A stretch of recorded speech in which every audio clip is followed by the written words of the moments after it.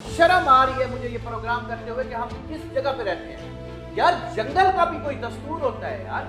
किस चीज की फीस ले रहे हैं आपकी एजेंसियां सारी, आपकी डिपार्टमेंट क्या कर रहे हैं बकर में बैठ के? आपके सामने एक शहर के अंदर कत्लो गारत शुरू हो गई है, आपके सामने एक इस शहर के अंदर डकैतियां शुरू हो गई हैं। मेरी इन बातों को आप अपने ऊपर जात पर मत लीजिएगा। आप हमारे बक्कर के हर शख्स की आवाज बनिएगा इस चीज के साथ। आपको पता होना चाहिए ये बक्कर के हर शख्स की आवाज है, उन माओ की आवाज है जिनके बेटे उजड़ गए हैं, उन बहनों की आवाज है जिनके भाई मर गए हैं। आप जरा फाइलें तो खोल लें सर, डीसी साहब।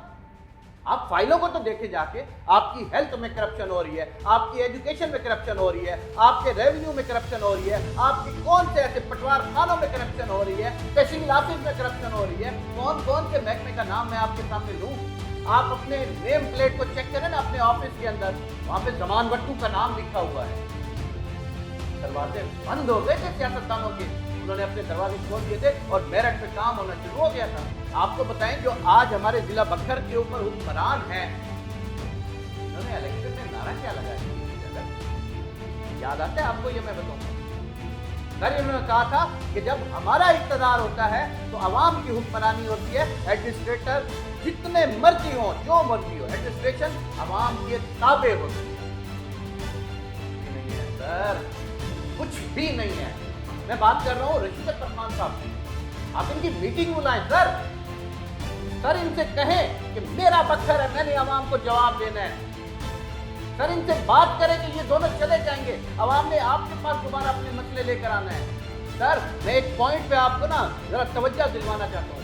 ब्रिगेडियर शफीक अस्पताल से लेकर अलहादी अस्पताल तक एक बाईपास है। बक्खर नेटवर्क ने बारहा इस पॉइंट को उठाया है कि ये कच्चे की एंट्रेंस का सबसे बड़ा रास्ता है। 4, 8, 10 बड़े रास्ते यहाँ से गुजरते हैं, वारदातें होती हैं और यहीं से लोग कच्चे की तरफ चले जाते हैं और इसी तरफ से लोग दूसरी तरफ से निकल जाते हैं। सर अगर एक दफा ना यहाँ पे पेट्रोलिंग शुरू हो जाए ना, एक चौकी बन जाए ना पुलिस क्षेत्रों के ऊपर, और अगर उनकी पेट्रोलिंग बहुत अच्छी हो ना, मैं देखता हूँ कि कैसे यहाँ पर वारदातें होती हैं।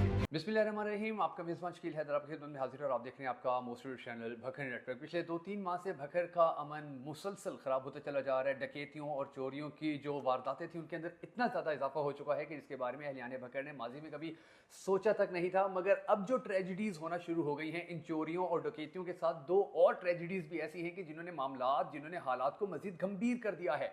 एक ट्रेजिडी ये है कि अब डाकू लोगों को कत्ल कर जाते हैं, उनको मार जाते हैं, और उससे बड़ी ट्रेजिडी ये है कि हमारी पुलिस, हमारे कानून नाफिज करने वाले इदारे इन डाकुओं को गिरफ्तार करने के अंदर नाकाम नजर आ रहे हैं। और अब पिछली 2 डकैतियां, जो रिसेंट 2 डकैतियां हुई थी जिनके अंदर 2 नौजवानों को मार दिया गया था, अभी तक उनके डाकू नहीं गिरफ्तार हुए थे कि फिर यह खबर भी सामने आ गई है कि भखर के गडोला फाटक के ऊपर एक शहरी से 10 लाख रुपए डाकू छीन कर दरिया खान रोड के ऊपर फरार हो गए। तो ये जो डकैती की मुसलसल बढ़ती वारदातें हैं, इन वारदातों को अगर थोड़ा सा बारीक बीनी से देखा जाए तो हमें महसूस होता है कि इनके अंदर इजाफा तभी हुआ कि जब पिछले कुछ अरसे के दौरान जो हमारी एडमिनिस्ट्रेशन थी उसके अंदर जो बड़े बड़े तबादला जात हुए हैं, जैसे ही वो तबादला जात हुए, उनसे कुछ अरसा पहले तक ये जो वारदातें थी इनके अंदर मुसलसल इजाफा होता चला गया। ये इजाफा क्यों हो रहा है, इसके पीछे की जो रीजंस हैं वो समझने के लिए हमें क्या कुछ करना होगा और कैसे हमारी जो पुलिस है वो इनको रोकने के अंदर अब तक का जो पुलिस का किरदार है वो कैसा रहा है, इस हवाले से भी डिस्कशन करेंगे। इसके अलावा भखर के अंदर सिर्फ अफसोस की बात तो ये है कि सिर्फ लोगों की इस तरह से जानो माल जो है वो नहीं जा रहा है, बल्कि जो दीगर सरकारी महकमे हैं, फॉर एग्जांपल जो महकमे रेवेन्यू है, वहां पर वो लोग जो जाते हैं अपने मसाइल हल करवाने के लिए, अपने मसाइल के हल के लिए जो वहां जाते हैं, उनको कितनी ज्यादा जलालत, परेशानी और टेंशनों का सामना करना पड़ता है, कितनी कितनी रिश्वतें देनी पड़ रही हैं, आजकल उनके हालात कितने खराब हो गए हैं, इसके ऊपर भी थोड़ी सी डिस्कशन करेंगे। और भखर के ये जो हालात मुसलसल तब्दील हो रहे हैं, मुसलसल जो हालात खराब होते चले जा रहे हैं, तो इसके ऊपर जो हमारे सियासतदान हैं, चाहे वो अपोजिशन के अंदर हो, चाहे वो इक्तदार के अंदर हो, आज वो कहां खड़े हैं? क्या वो पब्लिक के साथ खड़े नजर आ रहे हैं? क्या वो पब्लिक को हौसला देते नजर आ रहे हैं? क्या वो इदारों के साथ मिलकर डाकुओं की गिरफ्तारी के अंदर अपना किरदार अदा कर रहे हैं, या ये रेवेन्यू के जो मामलात हैं या दीगर जो महकमों के मामलात हैं उनको बेहतर करने के अंदर अपना किरदार अदा करते नजर आ रहे हैं या नहीं आ रहे हैं? इसके ऊपर भी डिस्कशन करेंगे। और लास्ट में जो सबसे ज्यादा मोस्ट इंपॉर्टेंट चीज है कि भखर की जो सिविल सोसाइटी है, भखर के जो सोशल मीडिया इस्तेमाल करने वाले नौजवान हैं, भखर की सिविल सोसाइटी के अंदर मौजूद जो वकला हैं, जो इंजीनियर्स हैं, जो प्रोफेसर्स हैं, जो शायर हैं, भखर के जो बड़े बड़े दिमाग हैं, वो इन सब हालात को देखकर क्या अपना किरदार अदा कर रहे हैं या नहीं कर रहे हैं, अगर कर रहे हैं तो किस लेवल तक कर रहे हैं, अगर नहीं कर रहे हैं तो किस तरीके से कर सकते हैं, इन सारे मामलात के ऊपर डिस्कशन करेंगे। और हमेशा की तरह हमने सईद इरफान रज़ा बुखारी साहब को फिर ज़हमत दी है कि वो हमारे पास आएँ और इन तमाम मामलात के ऊपर डिस्कशन करें, जो उनका तज्ज़िया होता है उससे देखने वालों को आगाह करें। Thank you so much sir, आपने बकर नेटवर्क को एक मरतबा फिर से टाइम दिया, आपके साथ गुफ्तगू करेंगे, मगर उससे पहले हमेशा की तरह हम सब अहलियान बकर ने मिलकर ये दुआ करनी है कि हमारे पाक परवरदिगार हमारे शहर के हालात के ऊपर रहम फरमा, हमारे शहर के हालात को बेहतर करे और भकर का ये जो अमन खराब करने वाले अनासिर हैं ये जल्द अज जल्द कानून की गिरफ्त के अंदर आएँ और ये अपने बदतरीन अंजाम तक पहुँचे। अगर आप भी हम सब के साथ मिलकर अपने शहर के लिए, अपने शहर के लोगों के लिए होने वाली सदका जारी दुआ का हिस्सा बनना चाहें, अपने हिस्से का दिया जलाना चाहें, तो कमेंट सेक्शन के अंदर आमीन जरूर लिख दीजिएगा। शाह साहब, थोड़ा सा जरा मुझे बता दीजिए, हालात बड़े ख़राब हो चुके हैं भकर के और डकैतियाँ चोरियाँ पहले हो रही थी मगर अब तो लोगों को भी मार दिया जाता है, अब तो ज़िंदगियाँ भी महफूज नहीं रही हैं। तो इन तमाम तर वाक़यात के होने के बावजूद हम देखते हैं कि कोई इतनी ज़्यादा अचीवमेंट्स या इतनी ज़्यादा सक्सेस नज़र नहीं आ रही है हमारे कानून नाफिज करने वाले इदारों की, स्पेशली जो DPO भकर हैं उनकी कोई इतनी ज़्यादा सक्सेस नज़र नहीं आ रही है। क्या कहेंगे इन हालात के ऊपर, किस तरह से देखते हैं आपको ये पिछले 2-3 माह से लेकर अब तक के जो हालात हैं? बहुत शुक्रिया शकील हैदर। सबसे पहले तो मैं इंतहाई अफसोस के साथ अपने बखर वालों के साथ इस बात का इजहार करूँगा कि मकामी इंतज़ामिया से लेकर ना हर शख्स इस वक्त बेबसी का शिकार नज़र आ रहा है। मुझे निहायत अफसोस से कुछ बातें करनी पड़ रही हैं कि बखर के चेहरों पर मायूसी फैलती जा रही है।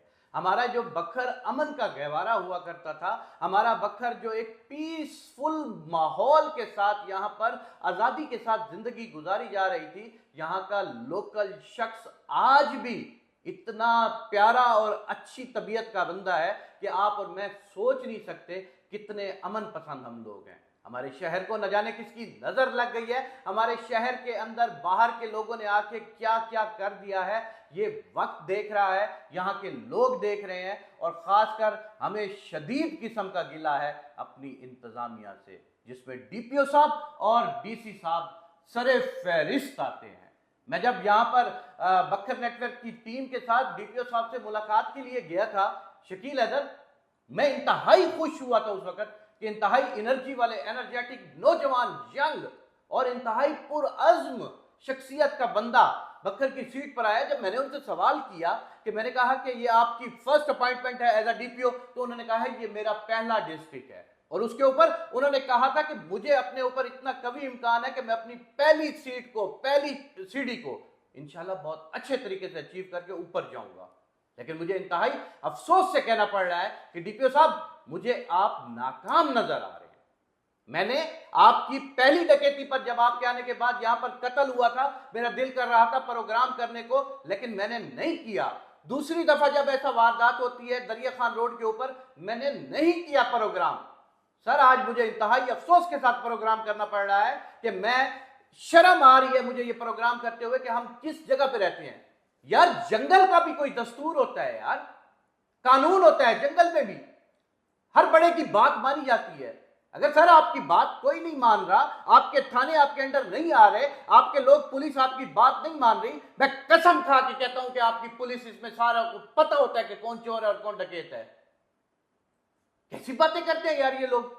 हम टीमें बना रहे हैं, हम ये कर रहे हैं। जब जब टीमें बनती हैं, जब जब किसी के पीछे कोई प्रॉपर प्लानिंग से काम होता है, वो फाइल हमेशा ठप हो जाती है। पता है आपकी सारे डिपार्टमेंट को पता है किस चीज की फीस ले रहे हैं आपकी एजेंसियां सारी, आपकी डिपार्टमेंट क्या कर रहे हैं बखर में बैठ के। आपके सामने एक शहर के अंदर कत्लो गारत शुरू हो गई है, आपके सामने एक इस शहर के अंदर डकैतियां शुरू हो गई हैं। सर आपके सामने हमें इस टाइम एहसास से कमजोरी हो रहा है, हमें तहफ्फुज़ का एहसास नहीं हो रहा। मेरे से मुराद मेरी ये सिविल सोसाइटी है, मेरे से मुराद ये बखर पूरा है। सर मैं आपको बारहा इल्तिजा कर रहा हूं कि आप इस तरह से ये सिस्टम नहीं चलेगा, आपने चले जाना है। ये आपकी पहली DPOशिप है सर, आपने चले जाना है यहां से। लेकिन याद रखिएगा अगर आपके साथ नाकाम DPO लग गया ना, तो आपकी आगे की जिंदगी और सर्विस नहीं होगी अच्छी। मेरी इन बातों को आप अपने ऊपर जात पर मत लीजिएगा। आप हमारे बखर के हर शख्स की आवाज बनिएगा इस चीज के साथ। आपको पता होना चाहिए ये बखर के हर शख्स की आवाज है, उन माओं की आवाज है जिनके बेटे उजड़ गए हैं, उन बहनों की आवाज है जिनके भाई मर गए हैं। सर DPO साहब नहीं, ऐसा नहीं है, बखर ऐसा नहीं था। मुझे अफसोस के साथ कहना पड़ रहा है कि आपकी टीमें कुछ भी नहीं कर रही, आपके थाने कुछ भी नहीं कर रहे। सर मैं एक पॉइंट पे आपको ना जरा तवज्जो दिलवाना चाहता हूं। ब्रिगेडियर शफीक अस्पताल से लेकर अलहादी अस्पताल तक एक बाईपास है। बखर नेटवर्क ने बारहा इस पॉइंट को उठाया है कि ये कच्चे की एंट्रेंस का सबसे बड़ा रास्ता है। 4, 8, 10 बड़े रास्ते यहां से गुजरते हैं, वारदातें होती हैं और यहीं से लोग कच्चे की तरफ चले जाते हैं और इसी तरफ से लोग दूसरी तरफ से निकल जाते हैं। सर अगर एक दफा ना यहां पे पेट्रोलिंग शुरू हो जाए ना, एक चौकी बन जाए ना पुल शेख राव के ऊपर, और अगर उसकी पेट्रोलिंग बहुत अच्छी हो ना, मैं देखता हूं कि कैसे यहां पर वारदातें होती हैं। सर मेरे सुनने में ऐसी बातें आ रही हैं कि आपकी जो मुहाफिज स्क्वाड है, आपके दूसरे स्क्वाड है, वो कागजों में हर चीज लिख रहे होते हैं लेकिन उनको पेट्रोल मुहैया नहीं किया जा रहा होता। सर मेरी बातों को जरा सीरियस लीजिएगा, मुझे बहुत ही अरमान के साथ आपके सामने आके ये सारी बातें रखनी पड़ रही हैं कि सर बखर ऐसा नहीं था और बखर को हम ऐसा होने भी नहीं देंगे। थोड़ा सा ज़रा मुझे ये बता दीजिए, ये तो हमने ओमान के हवाले से जो सूरत हाल थी वो हो गई, थोड़ा सा बकर के दीगर डिपार्टमेंट्स हैं वहाँ के हालात भी बड़े जो हैं वो बड़े ख़राब हो गए हैं, मखदूश हो गए हैं। अभी रेवेन्यू के हवाले से जैसे आपको और हमें बकर नेटवर्क टीम को कितनी ज़्यादा कॉल्स आना शुरू हो गई पिछले कुछ अर्से के दौरान, क्या कुछ चल रहा है वहाँ पर? वहाँ का भी थोड़ा सा ज़रा पब्लिक की आवाज़ बन जाइए कि वहाँ पर क्या चल रहा है। शकील हैदर, आपने एक रेवेन्यू का जिक्र किया, मैं आपको 10 महकमे गिनवा सकता हूं। टोटल करप्शन का बाजार गर्म है। ये एक केस आया रेवेन्यू डिपार्टमेंट का, उस एक केस के ऊपर जनाबे वाला तहसीलदार और वो उनके जो नीचे वाला अमला है वो पकड़े हुए हैं। आप जरा फाइलें तो खोलें सर, डीसी साहब आप फाइलों को तो देखे जाके। आपकी हेल्थ में करप्शन हो रही है, आपकी एजुकेशन में करप्शन हो रही है, आपके रेवेन्यू में करप्शन हो रही है, आपके कौन से ऐसे पटवार खानों में करप्शन हो रही है, तहसील ऑफिस में करप्शन हो रही है, कौन कौन से महकमे का नाम मैं आपके सामने लूं।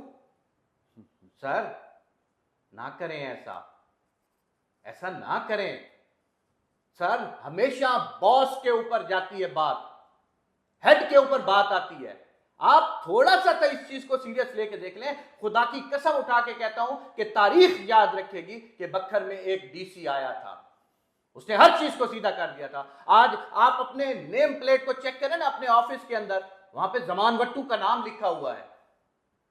दरवाजे बंद हो गए थे सियासतदानों के, उन्होंने अपने दरवाजे खोल दिए थे और मेरठ पे काम होना शुरू हो गया था। ये डीसी की सीट है, आपकी जात नहीं है और ना ही हमारा किसी की जात के साथ कोई कंसर्न होता है। मूसा रजा साहब जब बखर में थे बहुत अच्छा टाइम गुजार के गए थे। ऐसे बहुत सारे डीसी साहब हैं, बिलाल हैदर साहब थे जो एडमिनिस्ट्रेटिव में बहुत तकड़े थे, लेकिन सर नहीं है, ये मजा नहीं है। आपके इंतजामिया के सारे महकमे इस टाइम करप्शन का गढ़ बने हुए हैं। और आप सर सुबह कोई कभी सुनने में आता है कि कोई ग्रीनरी को देख रहे हैं, कोई किसी चीज को देख रहे हैं। अरे बॉस, ये आपकी कमेटियों के काम है, ये जिला कौंसिल के काम है। आप इन चीजों को ब्यूटिफिकेशन से निकल जाएं एक दफा। आप इन चीजों को देखें जिधर गरीब का इंटरेस्ट लगा हुआ है। किसी पौधे के साथ गरीब का इंटरेस्ट नहीं है। गरीब का इंटरेस्ट है कि उसको अपना फर्द निकलवाने के लिए, उसको अपने कागजात लेने के लिए कितने पैसे देने पड़ते हैं, अपनी जमीन के अपने काम के लिए। सर इन चीजों को प्रायोरिटी बेस पे हल करें और आप अपना नाम रोशन करके जाएं। आपके अंडर है, आपके एयर कंडीशन कमरों में बैठे हुए जस्ट एक फोन कॉल पे काम हो सकता है, लेकिन अगर आप बॉदर करें तो थोड़ा सा ज़रा बता दीजिए कि इन सारे हालात का जो कंक्लूजन आपने निकाल के दिया, चाहे वो हमारे कानून नाफिज करने वाले इदारे हों, चाहे वो हमारी इंतज़ामिया हो, एडमिनिस्ट्रेशन हो, तो इन सारे बदतरीन हालात के अंदर, इन क्राइसिस के अंदर जो हमारे सियासतदान हैं, चाहे वो अपोजिशन के अंदर हों, चाहे वो बरसर इक़्तिदार हों, वो कहाँ खड़े नजर आ रहे हैं? शकील अगर सियासतदान आवाम से डायरेक्ट टच होता है, उसके मुखालिफ भी अगर मतलब दो फरीकों के अंदर मसला बन गया ना, तो दूसरे वाले भी उनके हामी होते हैं, वो भी उनके हामी होते हैं। सियासतदान एक इंतहाई मजबूर किस्म का इंसान है। लेकिन हमने उस वक्त भी आवाज उठाई थी जब पिछले 10 साल मुखालिफिन मतलब एक दूसरे ग्रुप की हुकूमत थी और आज इनकी हुकूमत है। ना ये एडमिनिस्ट्रेशन को काबू कर सके, ना वो काबू कर सके थे। आपको बताएं, जो आज हमारे जिला बखर के ऊपर हुक्मरान हैं, इन्होंने इलेक्शन में नारा क्या लगाया था शकील अदर? याद आता है आपको? ये मैं बताऊं सर इन्होंने कहा था कि जब हमारा इक्तदार होता है तो अवाम की हुक्मरानी होती है, एडमिनिस्ट्रेटर जितने मर्जी हो, जो मर्जी हो, एडमिनिस्ट्रेशन अवाम के ताबे होती है। कुछ भी नहीं है सर, कुछ भी नहीं है। अगर मैं ये कहूं कि आपको 4, 5, 6 माह के करीब होने वाले हैं, तो सर इन 4, 5, 6 माह में ना उठान ऐसी होनी चाहिए थी कि दुनिया देखती कि बखर में जिस चीज के लिए वोट दिया है हमने वो चीज नजर आ रही है, लेकिन कुछ भी नजर नहीं आ रहा। ना हमारे एमएनए साहब और ना ही हमारे एमपीए साहिबान, कुछ भी नहीं है। मैं कहता हूं शकील हैदर, अभी देख लो, तुम एक काम होगा लाहौर से एडमिनिस्ट्रेटिवली होगा या कोई रूटीन मैटर का काम होगा, इनके सोशल मीडिया पे लग जाएगा कि हमने करवाया है। भाई साहब थोड़ा सा आवाम को सुकून दें, भाई साहब थोड़ा सा इनके साथ मीटिंग बुलवाएं। आप हेड कर रहे हैं, यहां पर आपके अंडर हैं डीपीओ और डीसी साहब, दोनों आप चेयरपर्सन है सर। आप, मैं बात कर रहा हूं रशीद अकबर खान साहब की, आप इनकी मीटिंग बुलाएं सर। सर इनसे कहें कि मेरा बखर है, मैंने आवाम को जवाब देना है।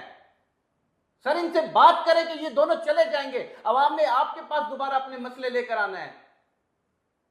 सर पूरा दिन आप यही काम करते हैं, लेकिन जरा अब की बार आपकी एडमिनिस्ट्रेशन जरा ढीली है सर। माजरत के साथ, आपने जितना भी पहले टाइम गुजारा था आपका तोती बोलता था, लेकिन अब की बार आप ढीले हैं। मुझे नहीं पता उसके पीछे रीजन क्या है। सिविल सोसाइटी कहाँ खड़ी हुई है इन हालात के अंदर और क्या करना चाहिए सिविल सोसाइटी को? शकील अगर सिविल सोसाइटी हमेशा से अपना एक पॉजिटिव किरदार अदा करती आई है, कर रही है। सिविल सोसाइटी में आप आते हैं, मैं आता हूं, हमारे दोस्त आते हैं, वुकला आते हैं, सहाफी आते हैं, डॉक्टर्स आते हैं, इंजीनियर्स आते हैं, सारे आवाज बुलंद कर रहे हैं सोशल मीडिया पर। शकील हैदर उन सारों की आवाज है। आप अपने आप मुझे ये बताएं बॉस कि आप और मैंने प्रोग्राम करने का क्यों ठान मारा कि हमारा इनबॉक्स संभलता ही नहीं है? क्या हो रहा है बखर में? सिविल सोसाइटी तो पीट रही है, क्या करे सिविल सोसाइटी? अभी आप हम कल कोई किसी किस्म का कोई जुलूस निकालने की कोशिश करेंगे बखर के लिए पुरअमन होने की, तो उसी जुलूस के ऊपर जनाबे वाला आप पर एफआईआर हो जाएंगी, कोई दफा आ जाएगा, कोई लॉ एंड ऑर्डर की सिचुएशन क्रिएट कर दी जाएगी। यहां तो इतना सहमा सहमा सा माहौल बना दिया है शकील हैदर। सिविल सोसाइटी देखें, ईमान की आखिरी हद है हमारे सिविल सोसाइटी की मिसालों की। हम सिर्फ दिल में बुरा कह रहे हैं, हम उनको रोक नहीं रहे, हम उनसे झगड़ा नहीं कर रहे, हम अपना तय अपना काम पूरा कर रहे हैं कि जब हमारे से पूछा जाएगा तो यार आपने किया क्या था, हम बताएंगे हमने ये काम किया था, हमने अपने तय पीटा है, हमने अपने तय जगाने की कोशिश की है। मैं फिर कह रहा हूं, मेरे इस प्रोग्राम को कोई भी अपनी जात पे मत ले, ये आपके ओहदों के साथ बातें हो रही हैं। हमारी किसी के साथ कोई दुश्मनी नहीं है, हमारी ओहदे के साथ बात है कि हमें हमारे हकूक दिए जाए बखर की आवाम को। मेरा फंडामेंटल राइट है कि मुझे तहफ्फुज दिया जाए, मेरा राइट है।